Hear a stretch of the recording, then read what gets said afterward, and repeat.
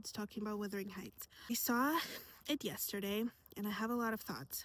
I think that the reason this movie has been met with so much vitriol is actually because the expectations that most people have from an adaptation of a classic Gothic novel, right? Like classic English Gothic novel, is that it's going to be a book accurate, kind of like word for word adaptation that captures the spirit of the work. However, I think that the goal of Emerald Fennell's adaptation here was to not necessarily capture the actual novel.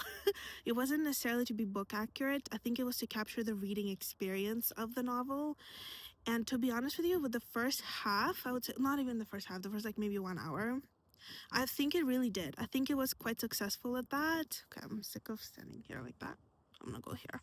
Because when I think of Wuthering Heights, my personal reading experience, I think about domestic violence. I think about Moors. I think about damaged people that were victims of domestic violence and then how they themselves later became abusive, and how trauma and violence impacts us, and how it impacts the people around us and how we treat ourselves and the people around us. If you think about those things, I think the movie captured that pretty perfectly, at least in the first 30 minutes.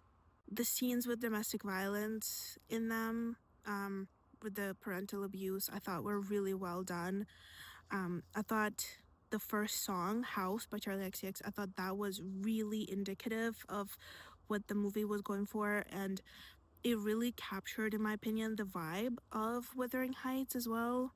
I think that Catherine 100% felt trapped in the house, right? The song, I think I'm gonna die in this house. I mean, that's Wuthering Heights right there. I wasn't a huge fan of the costumes, especially the ones after she gets married. I thought there was a lot of plastic. Kind of took me out of the story. I thought the soundtrack overall was also not my favorite. It kind of also kept taking me out of the story, except for that first song.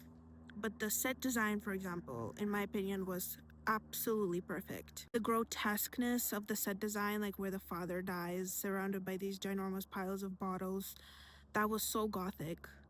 Gothic is all about exaggeration, and it really succeeded in that, I think. It was almost cartoonishly evil, Wuthering Heights itself. The Moors around them were almost cartoonishly evil. I think that the movie captured a very specific brand of parental abuse that stems from infantile narcissism. I never really see this in movies.